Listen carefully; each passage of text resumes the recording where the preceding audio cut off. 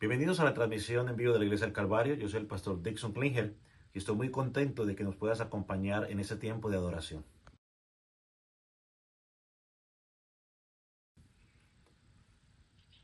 No sé cuál sea la situación que estés pasando en este momento, pero déjame decirte algo. Dios está en control. El Salmo 46, versículo 1 dice, Dios es nuestro amparo y fortaleza, nuestro pronto auxilio en la tribulación.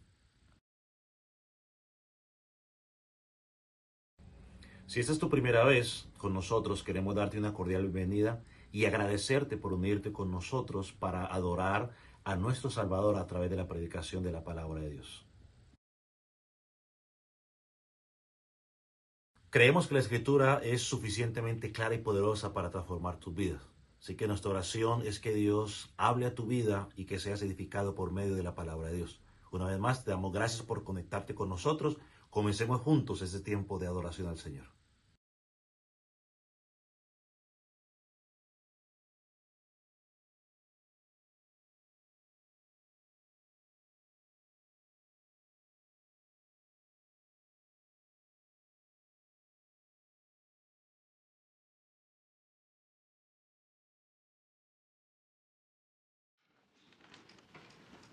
Quiero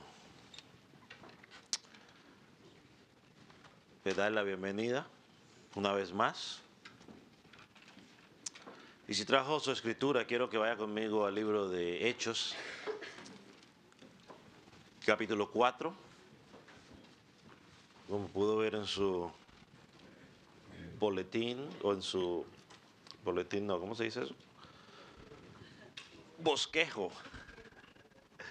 Hechos, capítulo 4. Y aunque el texto donde vamos a enfatizar va a ser a partir del versículo 1 del capítulo 5, quiero leer el versículo 36 para darle continuidad. Puede indicar con amén cuando lo haya localizado. Leo para ustedes. Entonces, José, a quien los apóstoles pusieron por sobrenombre Bernabé, que traducido es hijo de consolación, levita, natural de Chipre, como tenía una heredad, la vendió y trajo el precio y lo puso a los pies de los apóstoles. Pero cierto hombre llamado Ananías, con Zafira su mujer, vendió una heredad y sustrajo el precio. Sabiéndolo también su mujer, y trayendo solo una parte, la puso a los pies de los apóstoles. Y dijo Pedro, Ananías, ¿por qué llenó Satanás tu corazón para que mintieses al Espíritu Santo y sustrajeses del precio de la heredad? Reteniéndola, ¿no se te quedaba a ti? Y vendida, ¿no estaba en tu poder? ¿Por qué pusiste esto en tu corazón? No has mentido a los hombres, sino a Dios. Versículo 5. Al oír Ananías estas palabras, cayó y expiró, es decir, se murió. Y vino un gran temor sobre todos los que oyeron. Y levantándose los jóvenes, lo envolvieron y sacándolo lo sepultaron. Versículo 7. Pasó un lapso como de 3 horas. Sucedió que entró su mujer, no sabiendo lo que había acontecido. Entonces Pedro le dice, dime, ¿vendiste la heredad en tanto? Y ella dijo, sí, en tanto. Y Pedro le dijo, ¿por qué convinisteis en tentar al Espíritu del Señor? He aquí a la puerta los pies de los que han sepultado a tu marido y te sacarán a ti. Al instante cayó a los pies de él y expiró, se murió. Y cuando entraron los jóvenes, la hallaron muerta y la sacaron y la sepultaron junto con su marido. Y vino gran temor sobre toda la iglesia y sobre todos los que oyeron estas palabras. Oremos. Padre del cielo, agradecemos por la oportunidad de estudiar tu palabra. Señor, te damos también o te pedimos para que tú pongas sobre nosotros esa carga de poder entenderla. Señor, quizás nuestros corazones engañosos, Señor, no quieren que la entendamos, no quieren que la apliquemos. Pero te pedimos a ti para que tú puedas obrar en nuestros corazones y que hoy podamos recibir tu palabra como proveniente de ti. Oramos, oh Dios, por el predicador, para que pueda predicar solamente tu palabra, no los deseos de su corazón. Oramos por tu pueblo, para que pueda recibirla como proveniente de ti y no proveniente de un hombre. Señor, pero también oramos por aquellos que no te conocen, para que en tu misericordia tú extiendas tu mano salvadora sobre ellos. Señor, les puedas convencer de la condición de su alma, de que han pecado contra ti y hoy puedan llegar a tus pies. Señor, y permite que este pasaje hoy, Señor, no solo traiga salvación a ellos, sino que sea un reto a tu pueblo, a vivir en rectitud delante de ti, a no jugar con el pecado, Señor, y ser honestos contigo. Padre, quédate con nosotros. En el nombre de Jesús. Amén. Puede tomar asiento.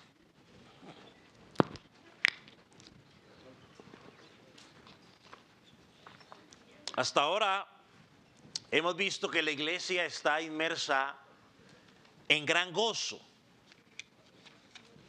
Hay amor entre ellos. Dice que no hay necesidad porque se comparten entre ellos cuando hay algún necesitado. La iglesia hasta este momento ha comenzado a crecer numéricamente. Surge la persecución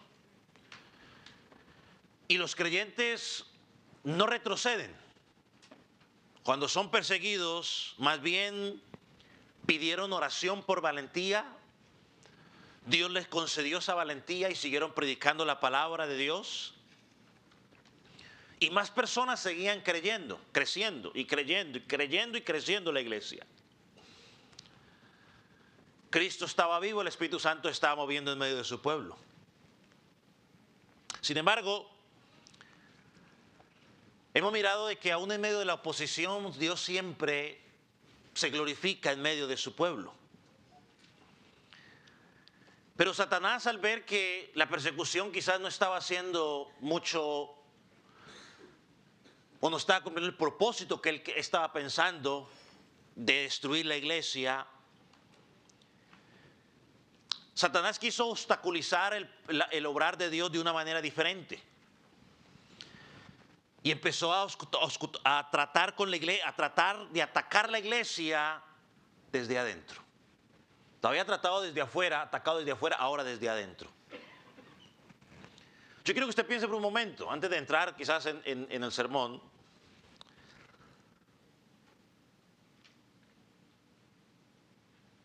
¿Se ha puesto a pensar que cuando muchas veces tú o yo soy atacado con desánimo, ese desánimo puede ser una arma de Satanás para atacar a la iglesia local? Usted se imagina una iglesia llena de gente desanimada, por poner un ejemplo. ¿Cómo sería eso?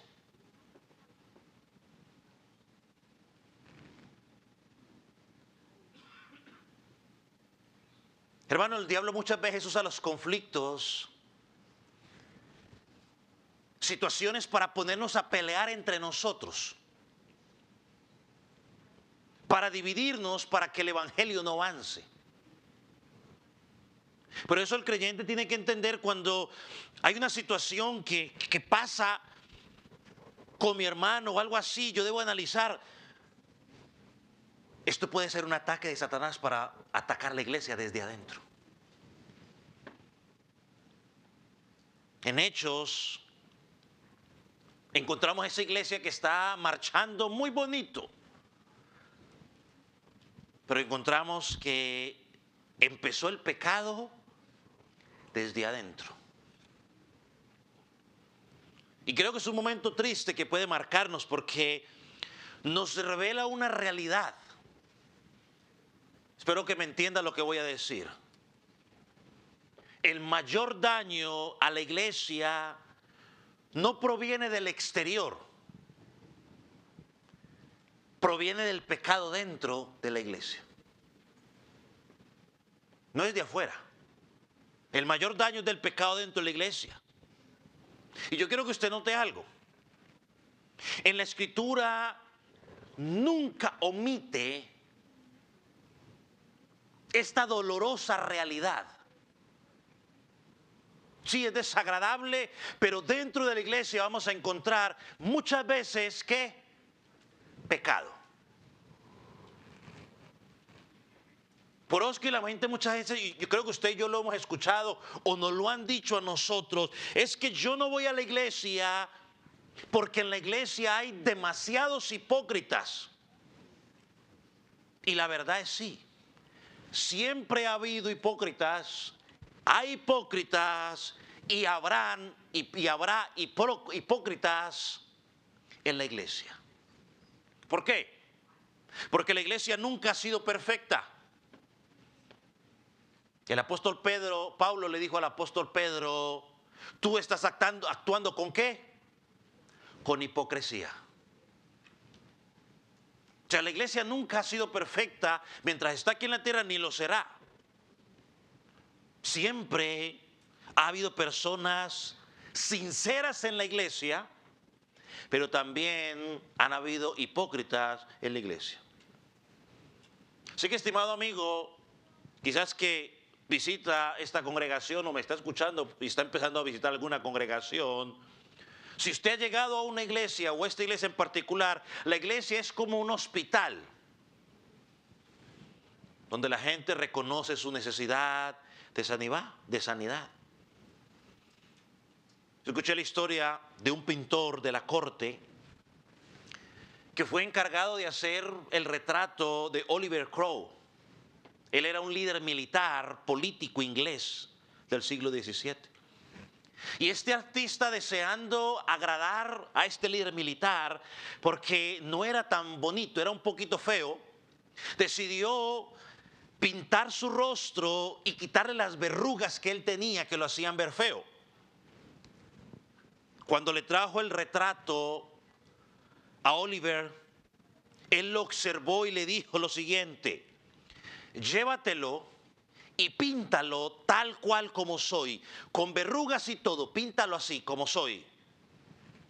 Hermanos, uno recuerda perfectamente cómo Dios ha revelado esa verdad en la Escritura. Aún dentro de la iglesia vamos a encontrar personas que cometen pecados. La Escritura no encubre eso. Lo presenta con una realidad, con el objetivo de ¿qué? De que como iglesia no hagamos lo mismo. Con el objetivo de que corrijamos. Pablo habló de esto. Aunque enfrentó persecuciones, aunque enfrentó peligros, sufrimientos, en 2 Corintios, capítulo 11, 24, 29, 28, su mayor preocupación en las iglesias eran los problemas internos que ellos enfrentaban. Es más, se atrevió a decir: temo que después de mi partida, desde adentro se levanten lobos rapaces para engañar a la iglesia. En el bosqueo que usted encuentra en Romanos capítulo 16, versículo 17 y 18, advierte sobre los que causan división dentro de la iglesia. Aquellos que se infiltran, Satanás infiltra gente en la congregación para causar división, sembrar discordia. En 1 Corintios 3, versículo 1 al 3, a los corintios les advierte y les dice que no podía hablarles como a personas espirituales, sino como carnales, porque vivían peleando entre ellos. Yo pensé que eso era en el Calvario. No, eso es de la iglesia primitiva, está pasando. En Gálatas capítulo 3, versículo 1, los reprende porque se habían apartado la verdad y estaban cayendo en el legalismo. En Efesios capítulo 4, versículo 1 y 3, los llama a vivir en unidad, que vivan de una manera digna del evangelio. Y en Filipenses capítulo 2, versículo 1 y 2, el famoso pasaje donde llama a dos hermanas a Evodia y a Síntique, a que fueran de un mismo sentir. Y no eran problemas doctrinales, que no, si hubieran sido problemas doctrinales, él hubiera arreglado. No, había un problema entre las dos hermanitas. No se querían ver ni en pintura. Y él le dije, yo les pido a ellas, por favor, arreglen ese problema. Es el llamado, sigue siendo el mismo el día de hoy, a vivir en unidad, a vivir en amor, a vivir en santidad. El versículo que estudiamos la semana pasada, o la sección, contempla una iglesia marcada por el amor, por la generosidad, por la unidad. Pero sin embargo, en medio de tanto ambiente nos encontramos con el caso de Ananías y Zafira. Y dijo un escritor que cumplen la misma función que cumplió Acab en el libro de Josué. Ambos episodios tenían el propósito de engañar e impedir el avance del reino de Dios. En este pasaje vamos a mirar dos cosas, solamente dos cosas. Quiero que miremos la naturaleza del pecado que se nos presenta aquí y luego miremos la naturaleza de la disciplina de Dios frente al pecado. Solo esas dos cosas vamos a mirar. La naturaleza, o quizás lo podemos llamar la anatomía del pecado, y la disciplina de Dios frente al pecado. Miremos la naturaleza del pecado. El texto comienza con la frase o con la conjunción pero, es decir, una idea que une lo que acabó de decir con lo que va a decir. Y esto nos marca un contraste interesante, porque por un lado nos dice, Bernabé hizo esto, pero lo que voy a decir no corresponde con lo que él hizo. Lo interesante es que nos está hablando de Bernabé, que es presentado como hijo de consolación. El contraste es Ananías y Zafira. Según dicen, Ananías puede significar el Señor es bondadoso y Zafira puede significar hermosa. Sin embargo, no manifestaron ni la hermosura ni la bondad de Dios. ¿Manifestaron qué? Engaño. Mientras el corazón de Bernabé estaba dispuesto a dar con generosidad, buscar aliviar las necesidades de los demás, Ananías perseguía el reconocimiento personal, que lo reconocieran como el más espiritual de todos, pero en su corazón no había un deseo verdaderamente de honrar a Dios. La Biblia nos dice que el pecado es infringir la ley de Dios, según primera de Juan capítulo 3, versículo 4. Pero mire, lo primero que encontramos en cuanto al pecado aquí es que el pecado es influenciado, pero no forzado por Satanás. El pecado es influenciado, pero no forzado por Satanás. Así que hay dos realidades. Una, o estás del lado de Satanás, actuando en nuestra propia carne, o estás del lado de Dios. No hay lugar intermedio. El anhelo de Satanás es que pequemos. Mire lo que dice el versículo 3. Ananías, ¿por qué llenó Satanás tu corazón para que mintieras al Espíritu Santo? Ahora aquí el apóstol Pedro nos está mostrando de que hubo una influencia real de Satanás en lo que ocurrió. Él puso ese pensamiento, puso esa idea en la vida de Ananías. Y yo quiero que usted tenga claro que el pecado aquí fue la mentira. Y esto no es casualidad. Porque la Biblia dice en Juan capítulo 8, 44, que el padre de la mentira es ¿quién? Satanás. Él ha sido mentiroso y siempre quiere llevar a la gente a mentir, y lo hizo a través de Eva, o a través de la serpiente, a Adán y a Eva, y hasta el día de hoy sigue usando la misma estrategia, solamente que le cambia la forma, pero es la misma estrategia: mentir, llevar a engañar. Así que hay dos caminos. O tú sigues la mentira de Satanás, o que la iglesia es puro cuento, que te quieren lavar el cerebro, y todo lo demás. O sigues la verdad que presenta Dios a través de su palabra por medio de Jesucristo. O perteneces al engaño o perteneces a los hijos de Dios. No hay lugar intermedio. El anhelo de Satanás es llevarte a pecar, llevarte a destruir, y siempre va a empezar a poner ideas en tu mente para llevarte a actuar de esa manera. Por eso el pueblo de Dios no debe bajar la guardia. No debemos confiarnos, porque la gente podría estar diciendo: wow, el Espíritu Santo está en medio de lo que está pasando, la gente está creyendo. ¿Qué mal nos puede pasar? Pues el engaño empezó a entrar en la vida de la iglesia. Por eso debemos mantenernos firmes. La Biblia dice que el que cree que esté firme, mire que no caiga. Lo segundo que miramos, no solamente es que el pecado es influenciado por Satanás, sino que el pecado es ¿qué? Lo tiene en su bosquejo, ¿es qué? Voluntario.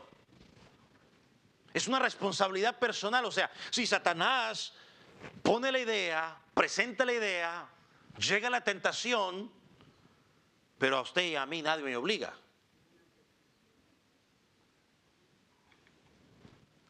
¿Qué dice el texto? Versículo 4. ¿Por qué pusiste esto en tu corazón? Esa es la pregunta. Ananías, ¿por qué pusiste esto en tu corazón? O sea que el apóstol Pedro está haciendo lo mismo que hizo con los líderes religiosos, ¿se recuerda? Él no le está quitando la responsabilidad a Ananías. Ananías no podía decir: bueno, lo que pasa es que sí, Satanás me engañó. Dicen que algunas versiones expresan este versículo de la siguiente manera: ¿por qué permitiste que Satanás llenara tu corazón? ¿Por qué lo permitiste? Hay un gran teólogo que dijo lo siguiente: yo no puedo impedir que los pájaros vuelen alrededor de mi cabeza, pero lo que sí puedo impedir es que hagan nido en mi cabeza.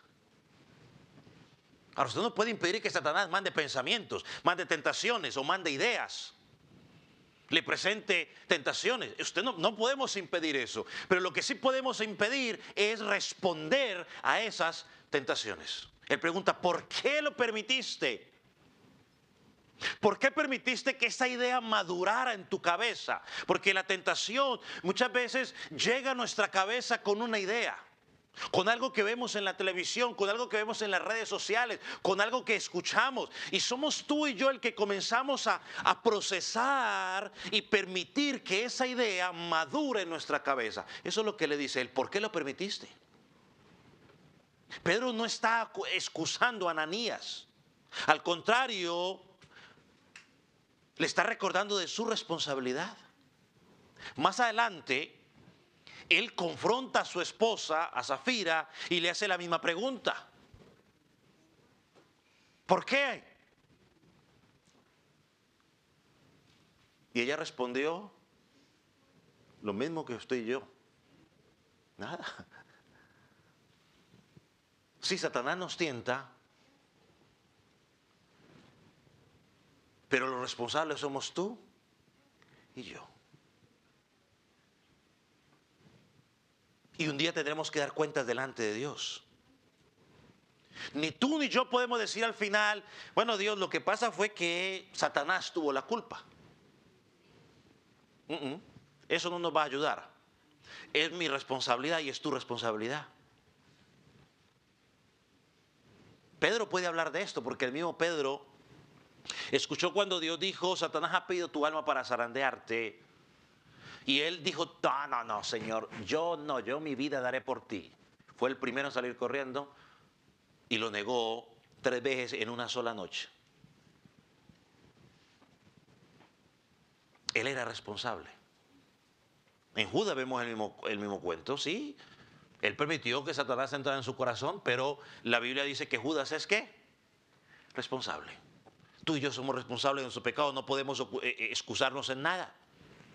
En ningún creyente. Todo es voluntario. Entonces, esto tiene que quedar bien claro y quiero que usted lo entienda. Aquí el problema no fue cuánto dio. Aquí el problema fue que quisieron, ¿qué? Engañar. O sea, por favor, que nadie salga de aquel cuento. No, pues que el problema fue que no dieron lo suficiente. No, no, ese no es el problema. El problema fue el engaño. Si Ananías hubiera dicho, mire, yo vendí, y voy a poner un ejemplo, yo vendí esta heredad en $100, pero yo me quiero quedar con $50 porque lo necesito y vamos a dar 50, aquí están, no hubiera pasado ningún problema. No hubiera pasado ningún problema.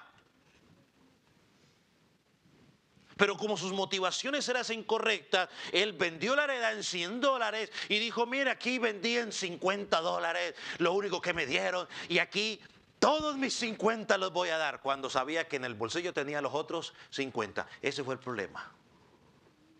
Quiso engañar deliberadamente. Por eso el versículo,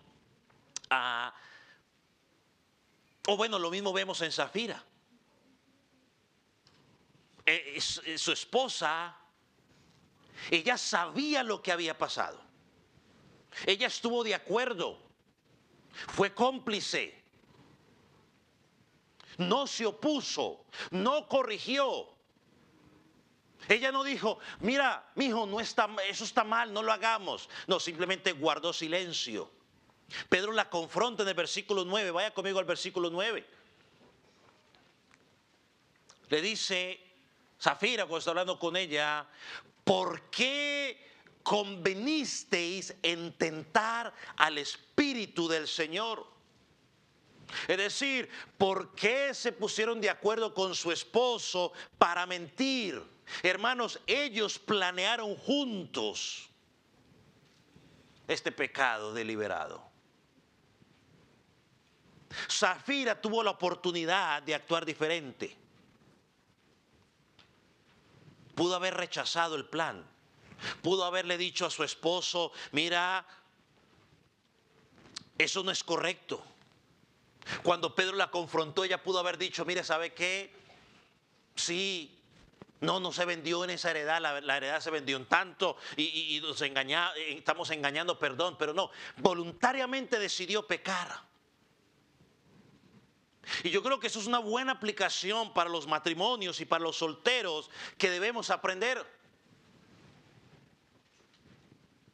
Porque es triste, escúcheme, esposo, es triste cuando el esposo que tenía la responsabilidad de cuidar a su esposa, que tenía la responsabilidad de llevar a su esposa a un bien espiritual, la llevó ¿a dónde?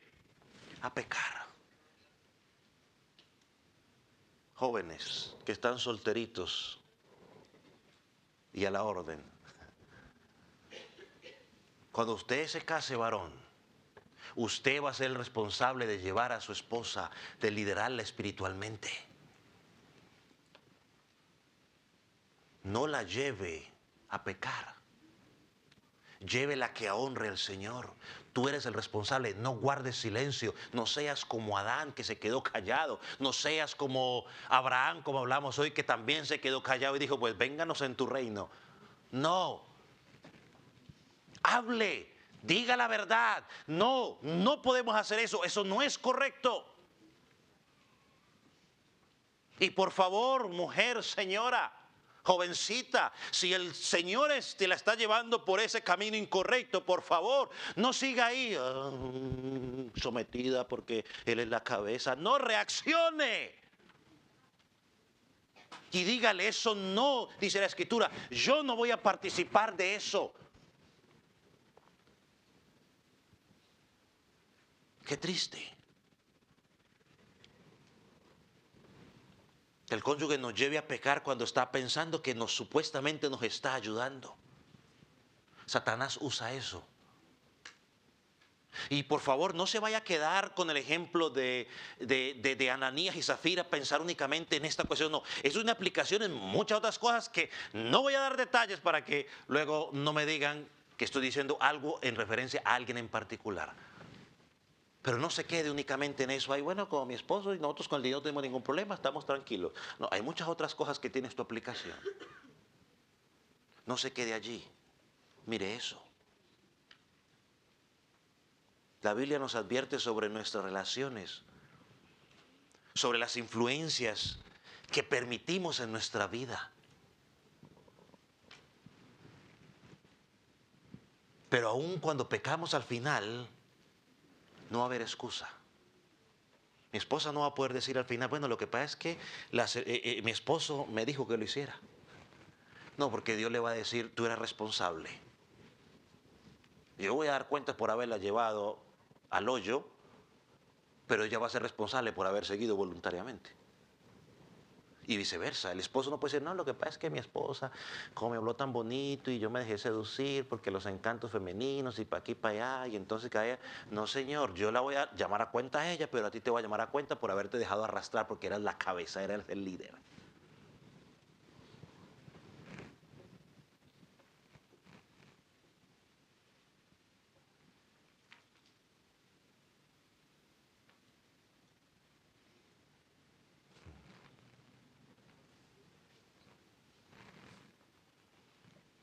Cada uno es responsable. O confiesas tu pecado y buscas perdón por medio de su Hijo, o terminarás siendo cómplice del pecado y vas a ser llamado a cuenta. Lo tercero que miramos es que el pecado engaña. El pecado engaña. Sí, Satanás tiene influencia, el pecado es voluntario, pero el pecado siempre nos engaña. El pecado nos hace olvidar siempre que en última instancia cuando pecamos estamos pecando ¿contra quién? Contra Dios. Miren lo que Pedro dijo en versículo 3, cuando le dice a Ananías, Ananías, ¿por qué llenó Satanás tu corazón? Escuche, para que mintieses al Espíritu Santo. En el versículo 4, miren lo que dice el versículo 4. No mentiste a los hombres, sino ¿a quién? A Dios. O sea, tú pudiste haber engañado a la iglesia haciéndote presentado como que eras un hombre muy dadivoso, una mujer muy dadivosa, pero a Dios no. Porque Él ve el corazón y a Él nada se le escapa.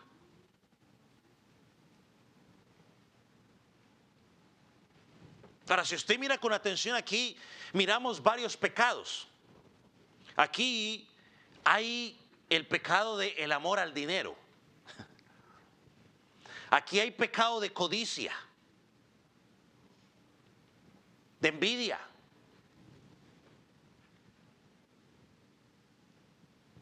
Y yo quiero que usted recuerde, el problema no es tener dinero. Si Dios lo bendijo a usted y le tuvo la oportunidad, aquí el problema no es eso. Aquí el problema es el apego al dinero. Ese es el problema. La Biblia dice que raíz de todos los males es el amor ¿a qué? Al dinero. Ellos tenían el dinero, pero no pudieron ¿qué? Soltarlo. Estaban apegados a ello. Su confianza no estaba realmente en suplir las necesidades de los hermanos. Su confianza estaba en el dinero. Hubo hipocresía. Quisieron aparentar. La hipocresía simplemente es tratar de presentar algo que tú no eres.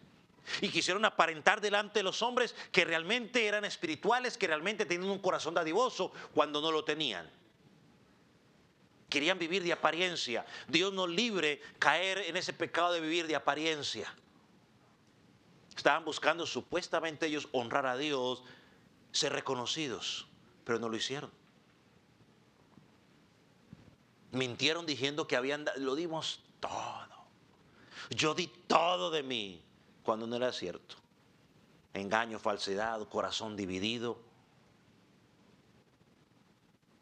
Pero note que el apóstol Pedro lo lleva al punto principal. Dice, el pecado de ustedes no fue contra las personas. ¿Fue contra quién? contra Dios. Primero dice, mintieron al Espíritu Santo. Luego le dice, mintieron a Dios. Y esto es algo importante, al menos en esta congregación lo creemos 100%. El Espíritu Santo es Dios. El Espíritu Santo no es una emoción. El Espíritu Santo no es la fuerza activa de Dios, como dice alguien, una organización por ahí. No, el Espíritu Santo no es ni una emoción, ni es la fuerza activa de Dios. El Espíritu Santo es la tercera persona de la Trinidad. El Espíritu Santo es Dios, 100%. Y aquí en esta congregación lo creemos y no lo negociamos. Y el que viene aquí a esta congregación y no cree eso tiene dos opciones. O comienza a creer eso, o en algún momento tendrá que irse. Porque no es negociable, porque lo enseña la Escritura. Y pecar contra el Espíritu Santo es pecar contra Dios. Eso dice aquí. Porque están despreciando su santidad. Pensaron que nadie los veía.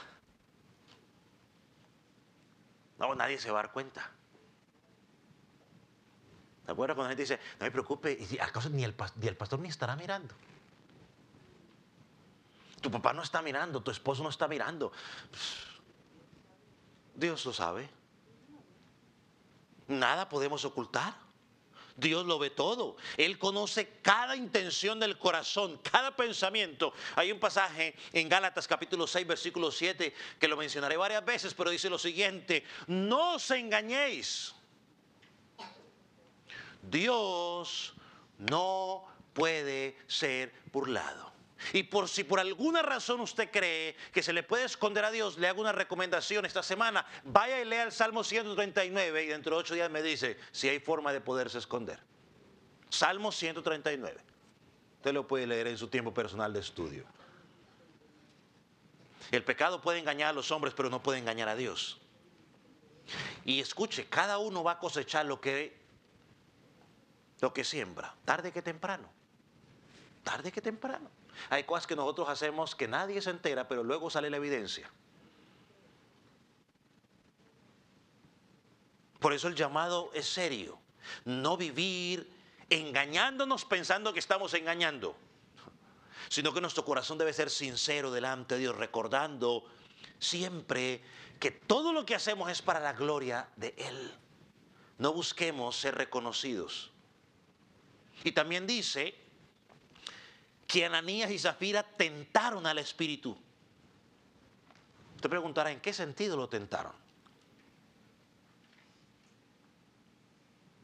No en el sentido de que trataron de hacer de que Dios pecara, porque la Escritura dice de que Dios no puede ser tentado. Aquí en el sentido de que lo tentaron es en el sentido de que lo quisieron poner a prueba.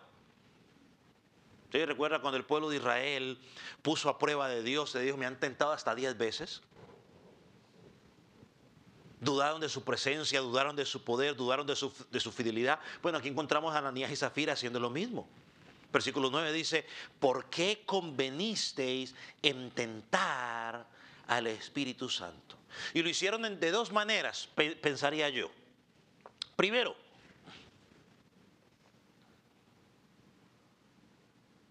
la primera fue en actuar como si Dios no estuviera realmente obrando en medio de la iglesia. Es como si hubieran dicho, a ver si esto de verdad es la obra de Dios, lo que estamos mirando. Y el Espíritu Santo los expuso. Hermano, cuando tú y yo nos reunimos en la iglesia sin reconocer que Dios está presente, cuando escuchamos la predicación sin poner atención a lo que se está diciendo, sin fe, cuando pensamos que simplemente son puras palabras, la pregunta, o ahí estamos ignorando al Espíritu Santo de Dios. La pregunta es, ¿venimos tú y yo al congregarnos conscientes de que Dios está presente? ¿Nos congregamos tú y yo conscientes de que Dios está en medio de su pueblo cuando su pueblo se reúne. ¿Cree usted y yo que podemos engañar a Dios? Oh, sí, Señor, yo me congregué, pero mi cabeza está por allá, no sé. Como diría un pastor que conocí hace muchos años, pescando ballenas en lo seco. Mi cabeza está por allá en otro lado. Yo creo que la segunda manera en que lo intentaron fue quizás un poco más atrevida. Dijeron, al fin y al cabo Dios no va a hacer nada. Están viendo todo lo que Dios está haciendo y se pueden actuar como si Dios no fuera a hacer nada. Una vez más, Gálatas 6, 7. No os engañéis, Dios no puede ser burlado. Hermano, eso que tú y yo estamos haciendo, tarde que temprano, va a salir a la luz. Ya sea aquí o en el juicio final, pero va a salir a la luz. Por mucho que lo ocultemos, podemos ser muy buenos en ocultarlo. Un día va a salir a luz. No es para asustarlo, pero es la verdad. Un día va a salir a la luz.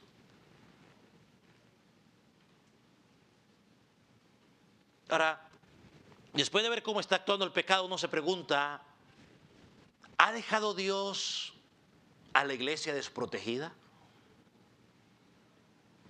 No, la respuesta es no. Porque lo que encontramos aquí en este pasaje es que a pesar de que esto está pasando, Dios no abandonó a la iglesia. Dios nos ha dejado a nosotros ciertas gracias espirituales. Su palabra, la oración, la cena del Señor, la comunión entre hermanos. Eso nos ayuda a crecer, nos ayuda a edificarnos. Pero aquí en este pasaje también nos permite ver que ha dejado la disciplina eclesiástica en la iglesia. Este es el segundo punto de nuestro sermón. La naturaleza de la disciplina. ¿Cómo respondió Dios frente al pecado del pueblo? Dicho de paso, amado hermano, la disciplina no es un castigo frío o una medida dura sin propósito a los creyentes. No, bueno, a ningún creyente le gusta que lo pongan en disciplina, y cuando lo ponen en disciplina, pues uno se molesta y dice, ¿pero por qué? Pero no, la disciplina en la iglesia es un acto de amor. Una iglesia de sana doctrina, escúcheme, una iglesia de sana doctrina disciplina cuando hay pecado. En una iglesia donde no se disciplina cuando hay pecado, salga corriendo. Porque la disciplina es la manera en la cual Dios protege a su pueblo, es la manera en la cual Dios corrige el pecado y llama al arrepentimiento. Eso es lo que miremos. ¿Qué dice Mateo 18:15? Por tanto, si tu hermano peca contra ti, ve y repréndelo estando tú y él solo. Si te oyere, has ganado a tu hermano. Hermano, el propósito de la disciplina es claro. Tratar el pecado con tiempo antes de que él crezca, cuidar el testimonio de la iglesia y sobre todo restaurar al que ha caído. Ese es el propósito. Ahora miremos cómo opera la disciplina en este pasaje. En primer lugar, la disciplina confronta el pecado. La disciplina nos confronta con el pecado. En el caso de Ananías y Zafira, el apóstol Pedro fue directo, no lo suavizó ni lo ocultó, le hizo preguntas claras y claves a los dos. Versículo 3, versículo 4 y versículo 9. Les preguntó ¿por qué? ¿Por qué lo hicieron? La idea era llevarlos a que fueran conscientes de lo que estaban haciendo. Yo creo que el apóstol Pedro supo lo que estaba pasando porque por revelación del Espíritu Santo. Ahora, hoy usted no espere ese tipo de revelación del Espíritu Santo, que el Espíritu Santo me vaya a revelar lo que usted hizo por ahí en secreto. No, eso no va a pasar. Tranquilo, en ese sentido. Pero lo que Dios sí usa hoy, escúcheme con atención, Lo que sí usa, oh Dios, hoy es su palabra. Es decir, la predicación del evangelio, Dios la usa como luz para mostrarme si estoy haciendo algo a escondidas para que yo lo corrija. Por eso el creyente tiene que estar en la predicación con todas las antenas bien prendidas. No únicamente para ver si le están enseñando algo extraño, sino para que lo que le están enseñando, si viene directamente de la palabra de Dios, el creyente pueda decir: oh Señor, soy yo. Me estás hablando a través de tu palabra.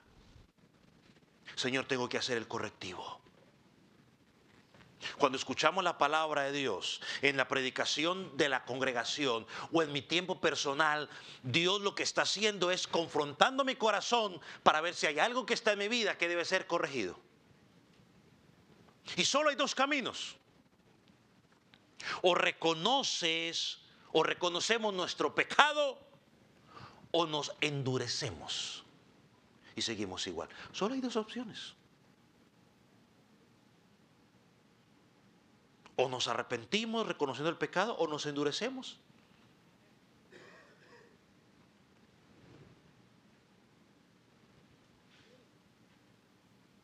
Y mire que la confrontación no es un acto de dureza, es un acto de misericordia. El apóstol Pablo, por ejemplo, en 1 Corintios capítulo 4, versículo 14, dice lo siguiente: no escribo esto para avergonzaros, sino para amonestarlos como a hijos amados. Ese es el propósito. Corregir para que la persona se vuelva de su camino. No es tratar de humillarlo, no es tratar de destruir, es tratar de restaurar. Oh, pero es que fue muy dura la disciplina. Oh, fue mucho tiempo la disciplina. Olvídese del tiempo y piense: estoy en esto porque me lo merezco, porque me equivoqué. Y si el otro se equivocó y me puso más del tiempo adecuado, pues un día dará cuentas a él por haberme puesto más del tiempo adecuado. Yo voy a dar cuentas por lo que yo hice, o yo voy a aceptarla con humildad. Hermano, la disciplina es un acto de amor. Es como cuando el padre ve al hijo en peligro y le advierte con firmeza: no lo hagas.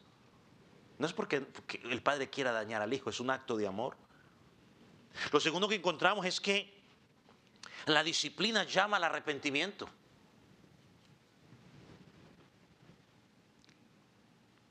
A lo largo de la historia de la iglesia, vemos que desde que Jesucristo vino, el llamado era el arrepentimiento.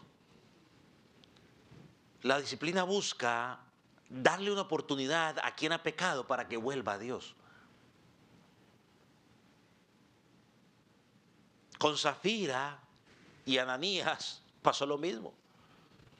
En el versículo 8, por ejemplo, cuando está hablando con Zafira, le dice: ¿vendiste en tanto? O sea, ¿la vendiste en $50? Esa era una oportunidad de arrepentimiento. Ese era un momento decisivo para ella. Ella pudo haber dicho la verdad, pudo haberse apartado del pecado, pero decidió seguir la mentira. Somos una sola carne. Mala aplicación.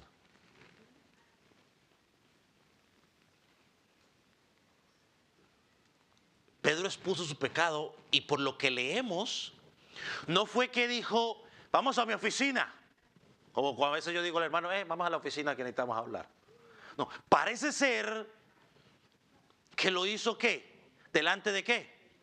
De toda la congregación. Aquí no vemos que se aplicó Mateo 18 parte por parte, no. Fueron directo a la última parte. Los pusieron al frente, le dijo a Ananías: Zafira, venga para acá, Zafira, vendiste la heredad en tanto. Los dos tuvieron la oportunidad de arrepentirse, pero prefirieron seguir en su engaño. Oh, hermano, miren, alguien podría decir: uy, pero qué castigo tan duro. Pero ¿no está viendo también la misericordia, la oportunidad de arrepentimiento? Dios siempre te da una oportunidad de arrepentimiento. Estimado, yo no sé en qué vivas, qué estés haciendo. Pero escuchar este sermón, Dios está diciendo, una vez más, tienes la oportunidad, haz el correctivo que tienes que hacer en tu vida. Hazlo.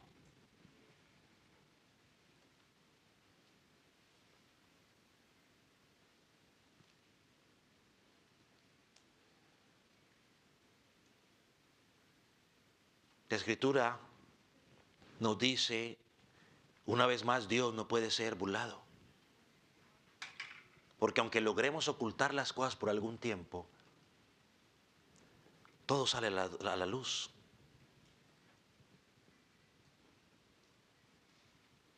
Y si tienes que hacerlo, hazlo hoy.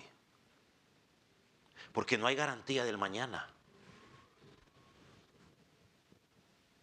No tiene todos tenemos algunas cosas que vamos a hacer mañana, pero garantía de que lo vamos a hacer no hay. La vida se puede acabar en el acto, en cualquier momento.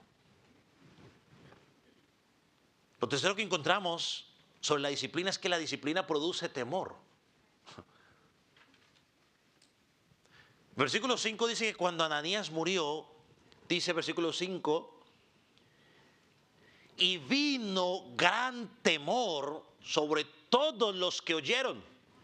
¿Sí vio? O sea, no fue en secreto, fue público lo que estaba pasando. Porque quizás él llegó, y apóstol, estaban todos ahí presentes. Aquí tengo las 50 lucas del terreno que vendí. Lo vendí en $50.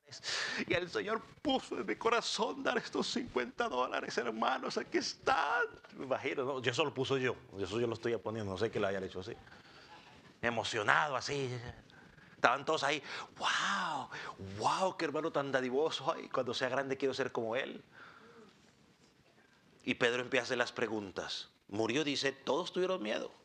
Luego, en el versículo 11, cuando le pasó lo mismo a la esposa, vino gran temor sobre toda la iglesia. Ahora, este temor, entiendo yo que no es solo respeto, es un temor donde nos debe llevar a nosotros a huir del pecado en lugar de huir de Dios. Porque alguien podría decir, yo con ese Dios no quiero nada, mejor me voy. No, no, no. No es a huir de Dios, es a huir del pecado.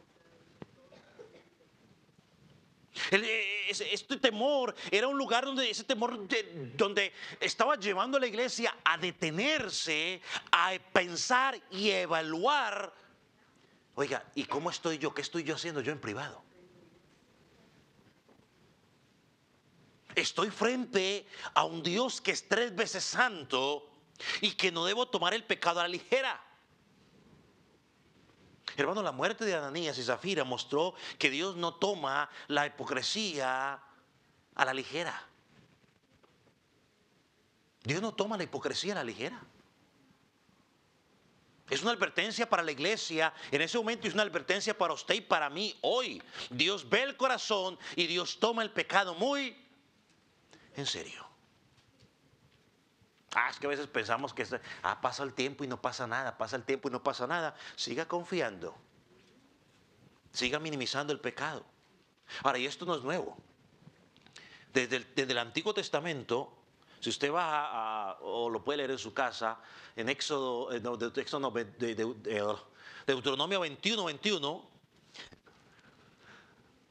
el pecado era tratado en público. Y en este caso en particular, dice, esto lo puede leer en su casa, pero dice que cuando su hijo sea contumaz y rebelde, o sea, que después de que el padre haya dicho, muchachos no haga caso, dice, tráigalo delante del pueblo, y dice ahí, aunque usted no lo crea, apedréenlos. Y ahí donde dice Deuteronomio 21, y todo Israel oirá y temerá.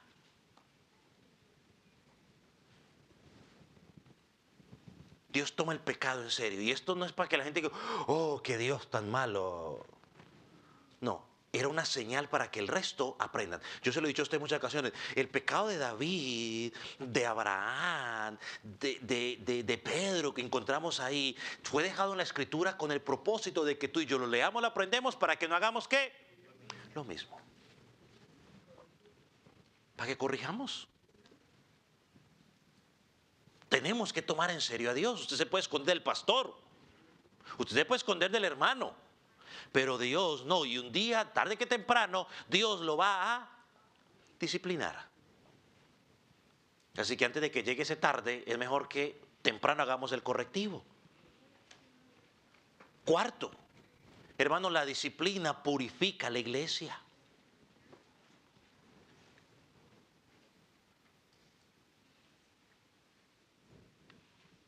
Dios no acepta el pecado, entonces a través de la disciplina Dios purifica. Porque el pecado trae daño a la iglesia. En algunos casos la disciplina lleva a la restauración. En otros casos la disciplina lleva a la separación. Porque Dios va limpiando a su pueblo. Y algunos simplemente a través de la disciplina se van a ir y no van a volver. Y lo único que va a evidenciar, como dice 1 de Juan 2, 19 creo, va a evidenciar que no eran de nosotros.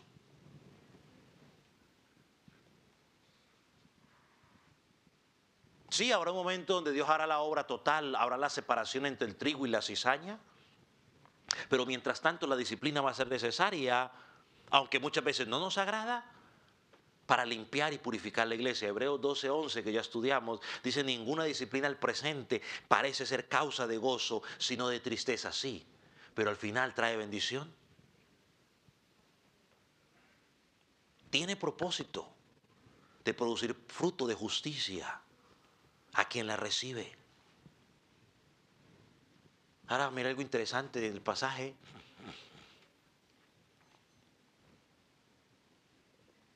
Volviendo a Anías y a Zafira, ¿dónde andaría Zafira?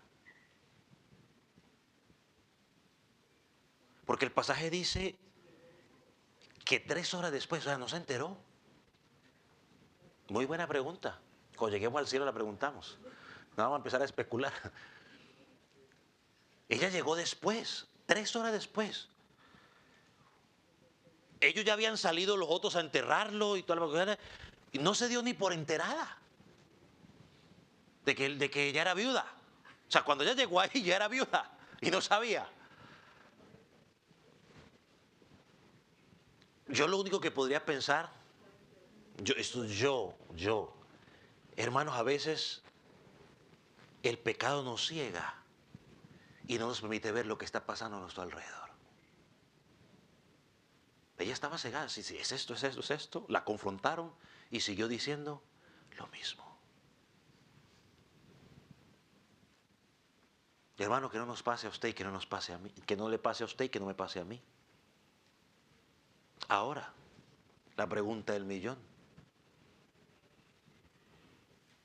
Quizás alguno de los curiosos que está aquí presente se estará haciendo esta pregunta: pastor, ¿y qué pasó con el estado eterno de Ananías y Zafira?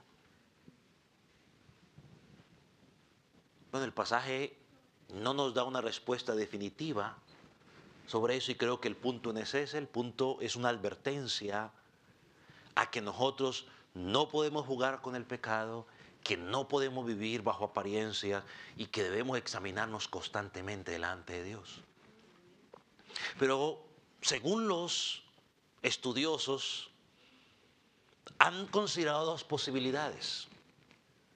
Una, que quizás, dicen ellos, quizás verdaderamente no eran salvos, estaban ahí como Simón el Mago y todo lo demás, pero... Y dicen porque su corazón pues no había sido transformado, porque había pecado de hipocresía, amor al dinero, falta de temor a Dios. Bueno, eso podríamos decir que dentro de la congregación siempre uno va a encontrar todo tipo de personas y uno no sabe. Pero la otra postura o la otra posibilidad es que dice es que simplemente sí eran creyentes, pero por causa de su pecado fueron disciplinados severamente de parte de Dios. O sea, Dios decidió disciplinarlos de forma extrema, incluso con la muerte física, con una advertencia para la iglesia. Como cuando Dios disciplinó a Moisés, ¿recuerda? No le quitó la vida, pero le dijo: no vas a entrar a la tierra prometida. llore, truene, relampaguee, haga la pataleta que quiera, mírala, ya está, muy bonita, no vas a entrar. Así que el punto no es qué pasó con la vida espiritual o de ellos al final. Yo creo que lo que la Escritura nos lleva a usted y me lleva a mí es a examinarnos. Porque en la Escritura encontramos, por ejemplo, en 1 Corintios 3:11, donde muchos creyentes, dice, estaban débiles, otros enfermos y otros dormían por causa de su pecado. O sea, Dios los disciplinó y simplemente dijo, me los llevo mejor. Y sirva de ejemplo a otros. Entonces, hermano, no se centre en lo que no se nos revela en el pasaje. Debemos centrarnos en lo que sí se nos revela.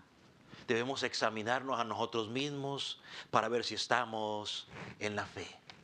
Examinarnos y decirnos, Señor, ¿será que yo me estoy presentando delante de la congregación como algo que no soy? ¿Será que yo estoy queriendo ofrecer delante de ti simplemente para que los hombres me vean, pero mi corazón está apartado de ti? Si ese es el caso, hoy es el día para que cada uno de los que estamos aquí digamos, Señor, perdóname, quiero hacer el correctivo. Y si somos esposos, porque vamos a hacer la aplicación de los matrimonios, y si somos esposos, debemos examinarnos hacia dónde estoy llevando a mi cónyuge. Alejarse de Dios o acercarse a Dios. Y como siempre lo digo, señoritas que están solteritas, entiendan por favor, no miren ojos bonitos, no miren músculos, no miren voz bonita. Mire si ese hombre o ese jovencito busca de Dios. Se lo digo con la convicción 100% como saber que un día me voy a morir. Y porque lo vi mientras estaba en la congregación donde crecí y porque lo he visto aquí. Señorita, ponga atención para que después no diga, nadie me dijo. Si usted a ese jovencito ahora no lo ve que busca a Dios, que sigue a Dios, no lo ve comprometido con Dios, olvídese que cuando se case va a seguir igual. Si no lo puede hacer ahora que está solterito y no tiene presión, olvídese. Ese muchacho no lo va a hacer. Entonces, usted va a tener que estar arrastrándolo. Vamos a la iglesia, vamos a orar, vamos a esto y lo otro. Abra el ojo, ahora que está a tiempo. Pastor, es que es tan guapo, pues consígase un feíto, pero que sirva a Dios. Que sea fiel a Dios.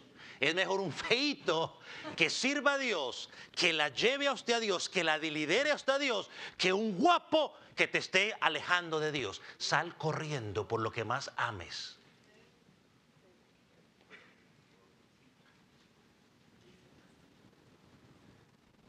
Los hombres me estarán diciendo, pastor, usted me ha acabado de dañar mi conquista. No, arrepiéntase y corrija y sirva a Dios. Para que no sea como a este Ananías que llevó a la esposa a la muerte adelantada. He dicho, caso cerrado. Vamos a orar. Póngase de sus pies.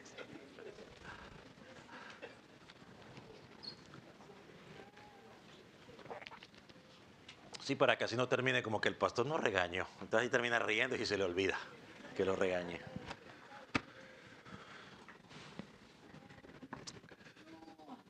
Padre, gracias por estos pasajes. Porque aunque muestra una tristeza, Señor, o una realidad dentro de la iglesia que el pecado se infiltra, y que a veces pecamos, también es un llamado de atención a nuestras vidas, congregacional y personal. Señor, permite que los que estamos aquí, si hay algo, Señor, alguna práctica, algo que quizás estamos haciendo que no te honra a ti, que hoy podamos hacer el correctivo, porque sabemos que tú lo estás mirando.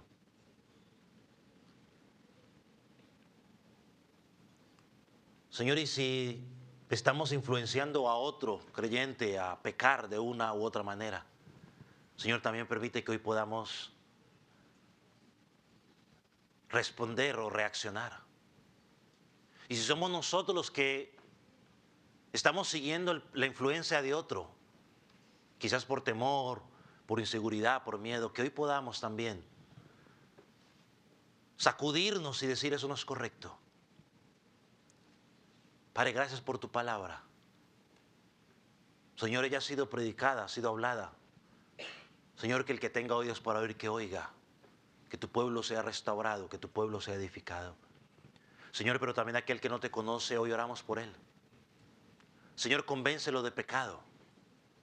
Señor, aquel que todavía está muerto en sus delitos y pecados, que hoy tu palabra lo lleva a entender que es un pecador, que necesita un Salvador y que ese Salvador es Jesucristo. Y que hoy pueda clamar por perdón, que hoy pueda clamar por arrepentimiento, que hoy pueda decir he pecado contra Dios. Señor, y como enseña tu palabra, que hoy pueda haber fiesta en los cielos porque un pecador se ha arrepentido. Padre, a ti sea la gloria. Padre, quédate en medio nuestro y que tu palabra pueda dar fruto. Señor, en el nombre de Jesús. Amén. Padre, también pedimos que